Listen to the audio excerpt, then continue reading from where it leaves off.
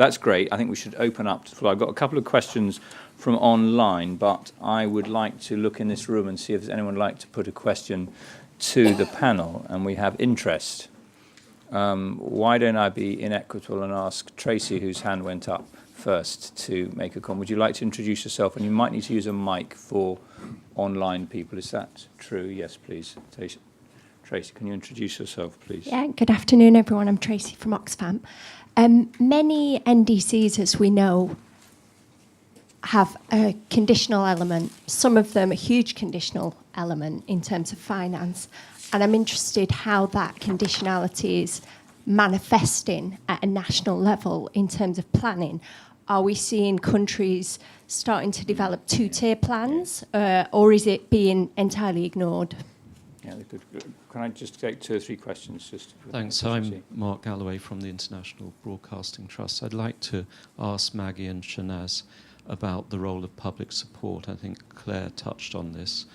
How important is it, and what is the level of public support in Kenya and South Africa? Because here we're used to a lot of scepticism. Maybe there's a lot less there.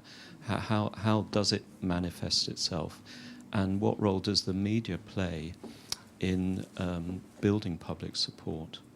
I'll just add one question from the online audience to mix the floor with the audience, which links perhaps to that. Joy Muller asks from the study presented by you, Neil, is there any involvement of local NGOs by government in the mainstreaming effort to realise NDC? So I think the examples of how local NGOs have contributed to the implementation of the NDCs would be interesting to hear from the panelists. So,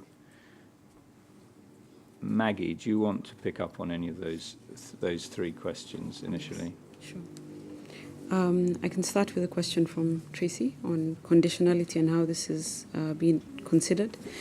As I mentioned when I was explaining how Kenya has progressed, while we were developing our NDC, we did put aside, some of the actions. The actions that were outlined were conditional to international support.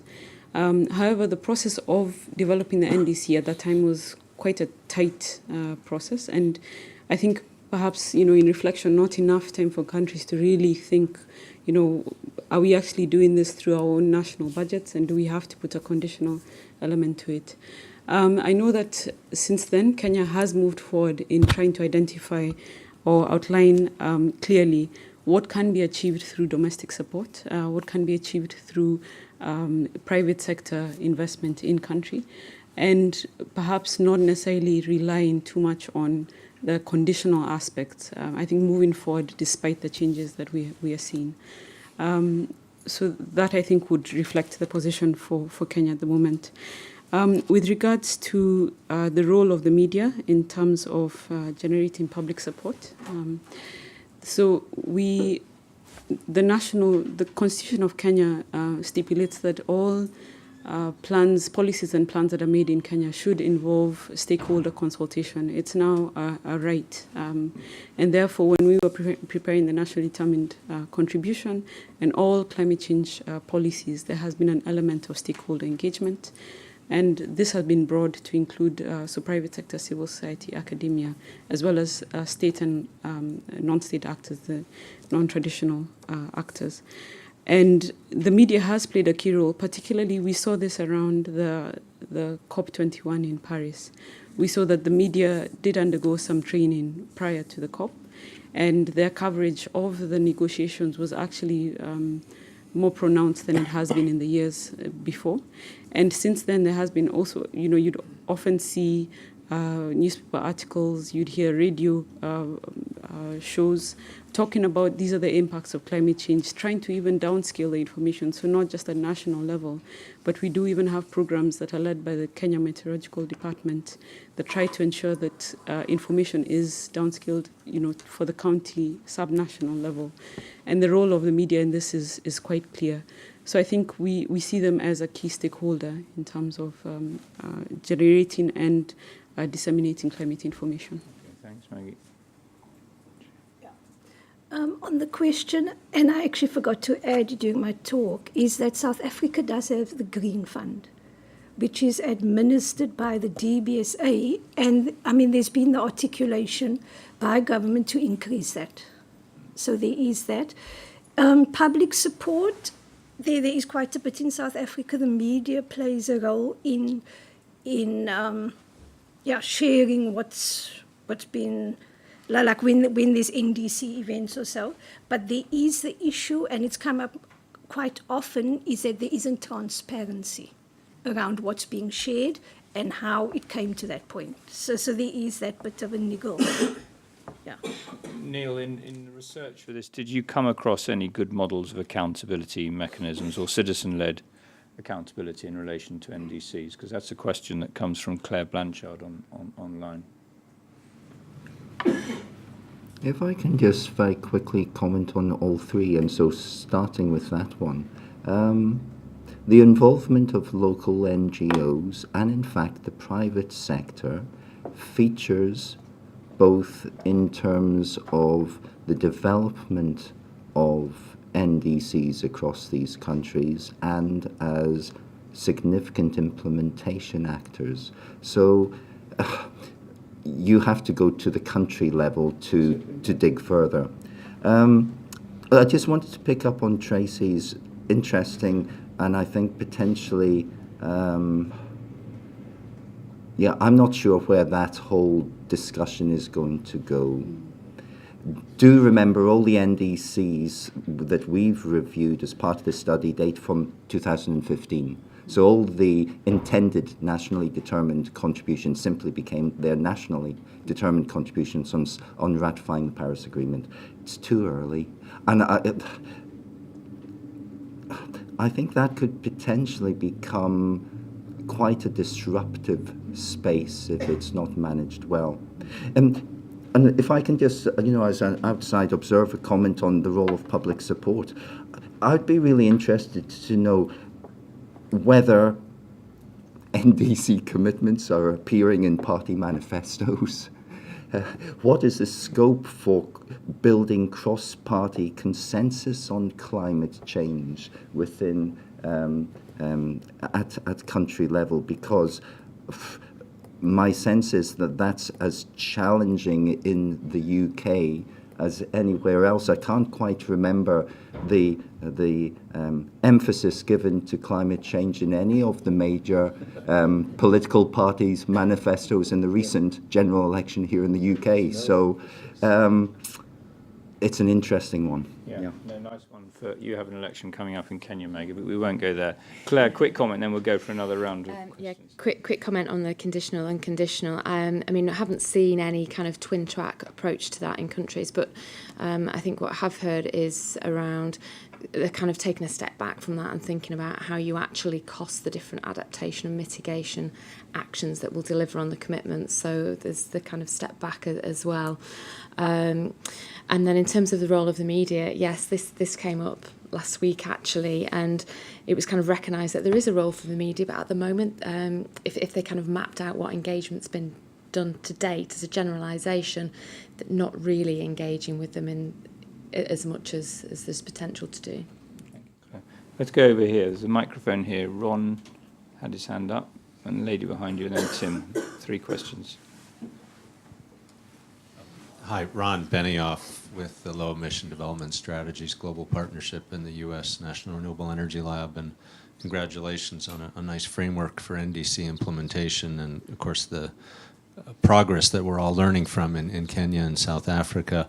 As Shinaz mentioned, I think a key theme to me that's sort of underrepresented in the report is the role of governments in mobilizing private investment. In fact, I would assert, and I'm interested in the panel's reaction, that may be the most important role that governments can play. Most of the resources for NDC implementation will come from the private sector. I've seen estimates that to achieve the renewable energy commitments in the NDCs across countries will require over $5 trillion. Clearly that can't come from public funds. And I think governments have a vital role, to play in terms of working on strengthening policies and regulations, work on financial de-risking instruments, work on attracting and mobilizing direct private sector commitments and investments. So I'm kind of curious from the perspective of the panel, would you agree that when we talk about strategies for NDC implementation, we should put at the top or near the top of the list the role of governments in unlocking private capital? Thanks. Lady Thanks. behind you, Ron. Hi, I'm Rachel from Restless Development. We know that we're sort of living in a time of peak youth. You know, there's more young people living in the world than ever before. And when we talk about these things, we've got to think about their future and their commitment to these things as well. And I think Claire talked about sort of when we're speaking to key stakeholders and are we engaging at the right levels and making sure that the right people are involved at every stage. I just wondered if anyone wanted to talk about sort of youth engagement, what's going on in terms of youth leading these changes and being involved at all levels. We know it's happening with the Danish government, Danida, that the youth are getting involved, and with the Finnish government as well. So I'm just intrigued on that part. Okay, thank you. Tim, did you want to add to that little trio? Tim Ashby, I'm shortly to be from the climate group. I mean, one of our major areas of work is with the subnational level, and in particular with your reference to the G19 through the Under 2 coalition, which is led by Governor Jerry Brown of California. Shanaz, you've referred to the importance of the provincial level in South Africa, and Maggie, we've worked on the county level stuff. I was just wondering if you could say anything more about what the research showed out around implementation and driving out implementation of NDCs at the subnational level. Is it too early to say? And what confidence do we have around the role and engagement? I was very struck around the issues around equity, Shanaz, because that really is, that's where the rubber hits the road, I feel. So, yeah, youth, a nice question on youth, but really, yes, private sector and subnational. I mean, to be fair to our colleagues, these are nationally determined contributions, and the starting point has been a conversation at national level, and that's been the case for the work of CDKN as a whole. But we're acutely aware that the environment is changing fast, and countries need to engage these stakeholders. Neil, do you want to... Was there anything in there that can enlighten us? I mean, I think you and I were talking precisely around Ron's point about the balance of where the money is going to come from in advance of this meeting. You might express it differently, or do you fully endorse Ron's input? No. I think it's a fair comment that this framing has not highlighted the potential role for private sector action. We began with a public sector-led model, I suppose is the short answer. So I would just accept that's an area that warrants a lot more attention, and there are colleagues here at ODI who are very much engaged on that issue. I think it's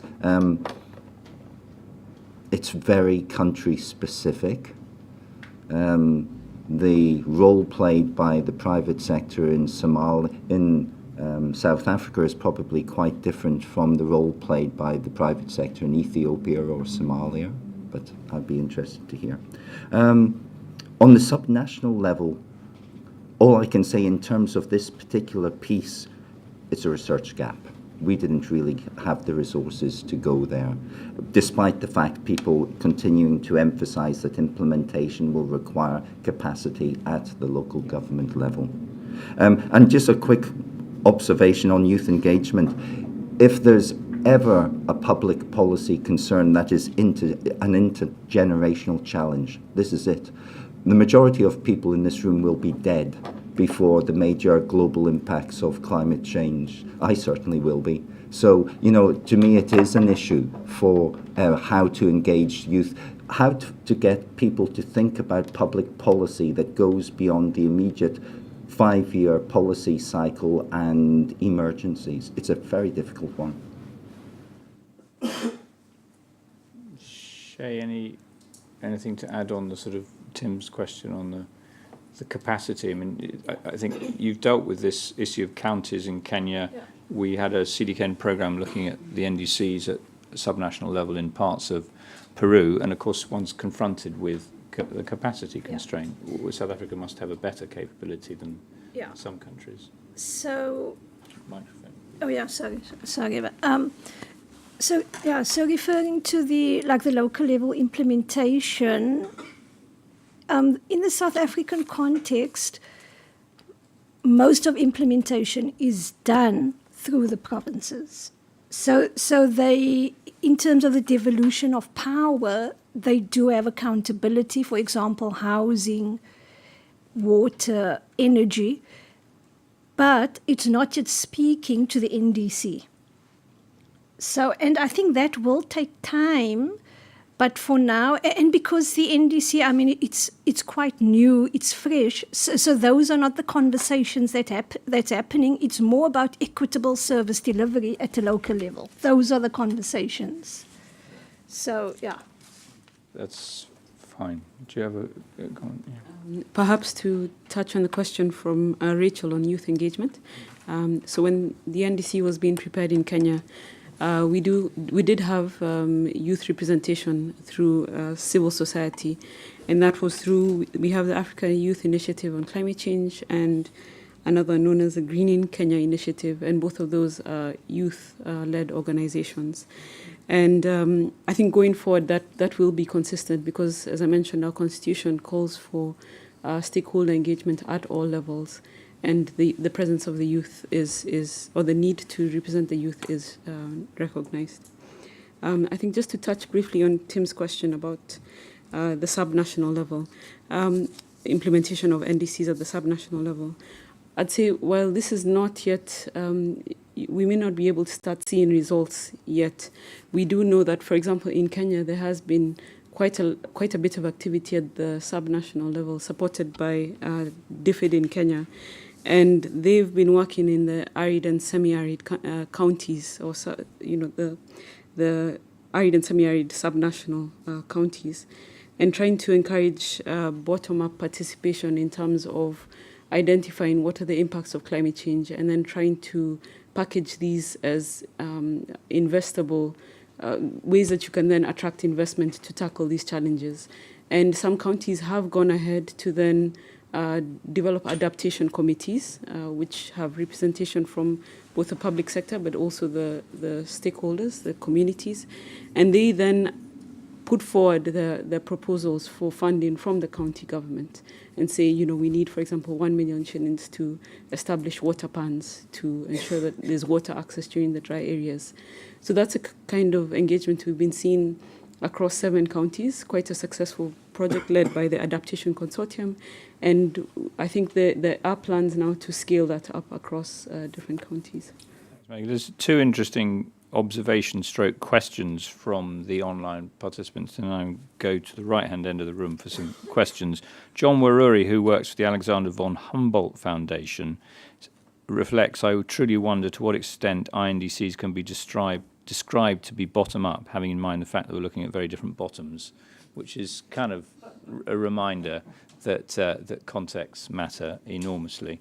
And then there's also a question from Elizabeth Reich from Action on Climate Today in relation to the synergy between the SDG implementation and the NDC implementation. I think that is an important and potentially an institutionally knotty question where you get different ministries, as it were, leading this. I don't know whether this has come up at all for you, Claire, in the conversations you've been having or in the context in South Africa or elsewhere in Africa, but it's a practical issue.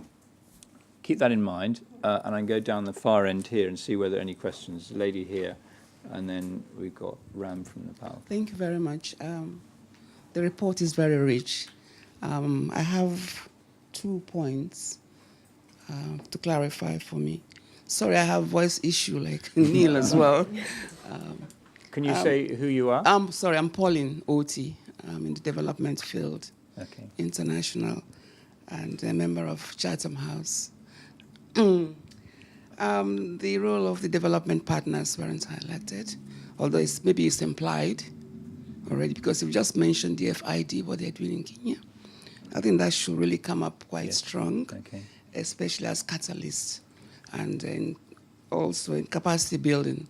Most of these countries, we don't have resources or the capacity to develop even the national plan of action, the multi-sectoral one. Development partners could be helpful, besides the resources for doing this. The second point is we have to be cautious in placing these multi-sectoral plans at the highest level, political level. For example, if I say some people place it at the presidency, but you now find when you have, for example, a country with Muslim, Christian, dynamics, if you place it at the highest level, the presidency, if it's a Christian president, as we had, one country had during the population program, it was fine.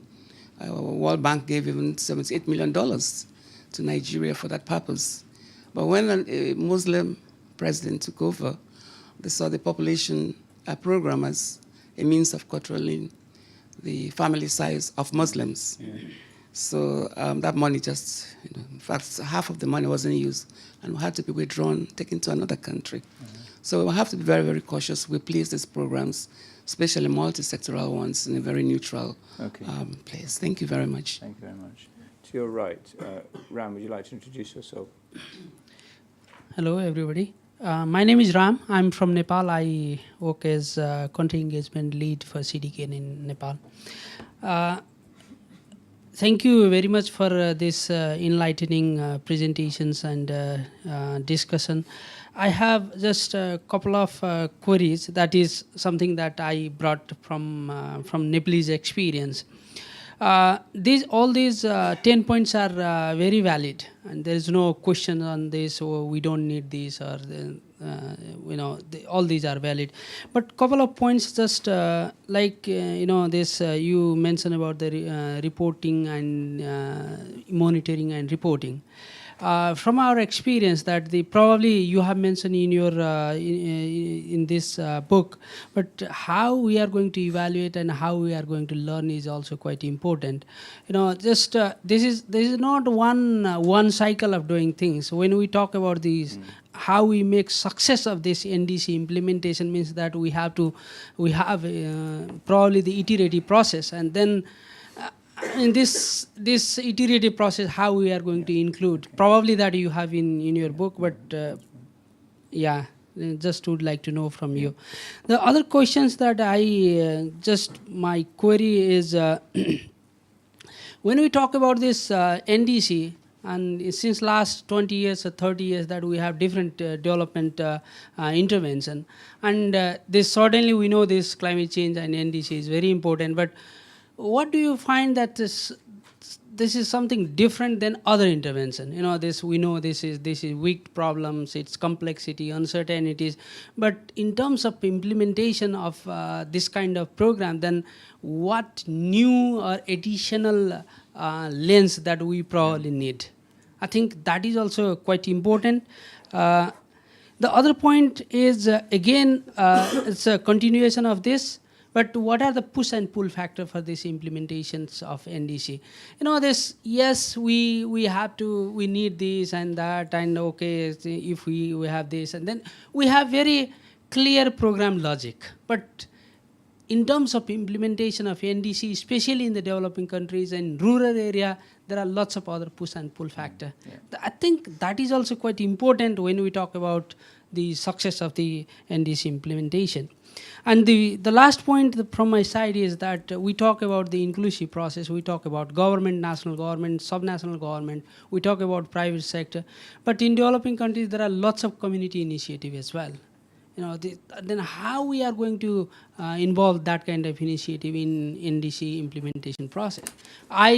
I noticed, especially in Nepalese case, that's the community forestry, and maybe that we have also other participatory irrigation management system as well. I mean, how those kind of initiative can be integrated in this process? I think I'd like to know those issues. So Ram, I expect the panellists won't answer all those very nice challenges, but we've got opportunities to discuss them more over the next few days. But I mean, I thought the point about learning cycles was really important. This NDC is the start of a cycle of NDCs, and countries will be submitting further rounds. So I think that's a really important reflection. Clearly, this is a contribution from CDKN and ODI into that learning process, but thinking ahead. But I think, I mean, I particularly like your question, what's distinctive? We've been in this business for a while, but climate brings something new. What's distinctive about this NDC process that we might be pulling out? I found both of those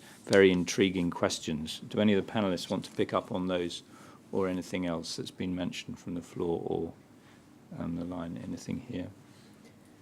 Claire, feeling brave? Yeah, just to respond on Elizabeth's question about SDG implementation, yes, and NDC synergies. I think the kind of place in this report where that comes out is around the kind of understanding of local development needs, and I think another aspect is around engagement. And you know, one of the challenges is how you engage sectoral ministries when climate isn't necessarily their day job. And I think one of the ways we've done this in other CDKN work in the past as well has been around articulating what the co-benefits are. So, you know, this isn't just about adaptation or mitigation, it's about resilience, it's about poverty alleviation, health, education, etc. And talking to different people in the language of where they're at and where they can see they have a contribution to make in this space.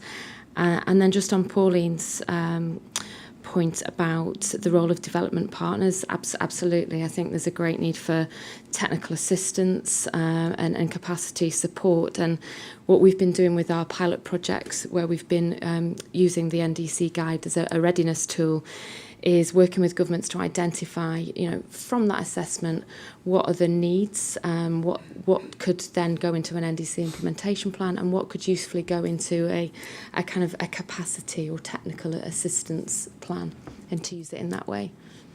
Shay, any comments on this round? Nothing from my side. Yeah. Just two quick comments. First, in response to Ram's question, what is new? I think words actually matter here. What we're looking at are nationally determined contributions, and each of those words means something in this context. And so, you know, I draw out of it as an outside observer, it's what national governments are prepared to do. That's what's driving this. And that sort of also then speaks to the role of development partners. I'll actually, be argumentative here. I don't see why the role of development partners should be any greater highlighted than the role of local NGOs or the role of the private sector. Development partners in this context are just one of the implementing actors. And, you know, it's trying to draw a line on the development paradigm that we've lived under for the last 50 years and what might have been appropriate during that time, and what should be the paradigm for national responses to climate change for the next 50 years. Short one, Maggie, we go. Respond to the question on from Pauline, I believe, on the question about placing nationally determined contributions at the highest level. You know, the case from Kenya is such that by, you know, having the president as the chair of the National Climate Change Council, and even as we've seen in the last few years, having climate change being included in his talking points, in his key speeches, it actually helps in raising the profile of environment and climate change matters. It actually strengthens the role of the Ministry of Environment. So for us, we don't see it as a hindrance, but actually something that brings together the attention of all the other ministries that are usually, you know, the more highly placed ones. And then quickly on SDG implementation, what we've seen in Kenya is that SDG implementation has been placed under Ministry of Planning and Devolution. And the advantage of that is that the national development plans and county integrated development plans are also led from those ministries. So you then start seeing climate change and SDGs being considered in the development planning process. I've got time for a couple more questions if there are any from the floor. If not, we'll wrap up. So we've got Andrew, this gentleman, you. Short interventions, please. Andrew Scott from ODI. Thanks very much to all the panelists. I want to try and link some of the points that have been made to where we are with the current state of the Paris Agreement. So we've had comments about the NDCs, there will be a cycle of revisions, and under the Paris Agreement, an expectation that those will be more ambitious. Neil's point that these are nationally determined contributions committed by national governments. Tracy's point about some of that's conditional and some of it's not. And Claire's point about MRV being quite important. The Paris Agreement, the details of the Paris Agreement have not yet been finalized. So there is debate yet to be had about what is expected to be the content of an NDC in the future. There is debate to be had about how those NDC commitments are going to be reviewed internationally. So I just wanted to ask the panelists to reflect and say whether in any of their conversations about NDC implementation, whether the Paris Agreement and the negotiations that are carrying on under the UNFCCC have had any bearing on current thinking in implementation. It's worth noting that Neil and Claire took the development of this project to the intersessionals. Behind you, can you pass the mic back? To test this with negotiators. So, hopefully that's been an enriched dialogue there. But great points, Andrew. Yes, please. Could you introduce yourself? My name is Mohan Singh from India. There was a mention about the lack of mention of climate change policy in election manifestos. Oh, yes. Also, there was a mention about engaging the youth. Does the panel have any notion, any ideas about engaging, mobilizing public opinion with social media? Okay, that's a nice, very specific point. Thank you. Yeah. Okay, great discussion, by the way. And just two quick questions, if I can. The first one is probably to Shanaz and Margaret, is how do you tackle the biggest climate emitters in the private sector successfully? I'd be very interested to know that. And the second one I'd be very interested to know, probably more directed towards Neil and Claire, is how can you improve data collaboration between countries and improving resilience towards tackling climate change? Yeah, those are four really great questions, some highly specific. Andrew sort of was doing a kind of synthesis wrap-up, I thought, which is very handy. We only have 4 minutes before promised refreshments outside, so I'm going to go to each of the panellists to draw out what they wish there. Let me start with you, Claire. Thanks. I think I'll respond on Andrew's point about the expectations of future NDCs, and I think what came out for me last week was around this ambition to ratchet up in NDC 2, and how realistic will that be, or might it be that actually the next NDC is just actually grounded on better data, the targets are better, and it's a more realistic ambition than maybe what we have now for some countries. Thank you very much. Shay, there was a bit of an industrial swipe there, which was a good one. Yeah. So I'd like to respond to that one and to particularly draw on the example in South Africa of the National Business Initiative, where they sit outside of government, but they've got government's ear and big businesses' ear as well. And they often facilitate dialogue between the two. So they're the interlocutor. And I think that's the important takeaway around how you engage with your big emitters. Maggie, any experience on social media in Kenya or any other points? Yes, sure. So in response to the question on social media, while there's not been a specific social media campaign on climate change, what we have seen is that, linked to the media training that happened, there's now this awareness of the different media channels that exist, and not just your traditional media of books and and even just websites. So there's increased use of Twitter, Facebook, and I think that's meant to grow, particularly for Kenya, which is technologically advanced. So we have quite good internet speeds and coverage, and even the uptake of mobile phones. I think we have about 70% uptake of mobile phones in Kenya. Neil, last words from you, and we're going to sort of wrap up after this. Considering I'm still in the sort of the haze of a cold in my head, so it's not going to be very coherent probably, but in response to Andrew Scott's comment about the link to the Paris Agreement, I suppose what I'd observe is the INDCs were in fact prepared with minimal guidance, direction, what have not. And so I would return the question and say, where should the drive for standardization come from, and whose purpose does it serve? Perhaps if there had been a top-down heavy UNFCCC template given for NDCs, adaptation would not have appeared. So I think, there is a balance here in thinking about how these things go forward. That's great. Well, look, apologies if I've not been able to pick up on your question, or for those online and for those in the room. We do, I think, have an opportunity for lunch served in the lobby area, so do stay and have conversations with the panellists. I'd like to thank Neil, Claire and Katie Booth for their work on this report, 10 Propositions for Success. I think we'll all take it home and digest it, and please share it in hard and soft copy. I think it works well. I think no one's rejected these propositions. Ram was the only person who courteously said they all worked, but I think they do. There's more in it. I mean, there's a whole set of challenges. Each of these throws up a whole set of issues, such as engagement with the private sector. That's come out strongly.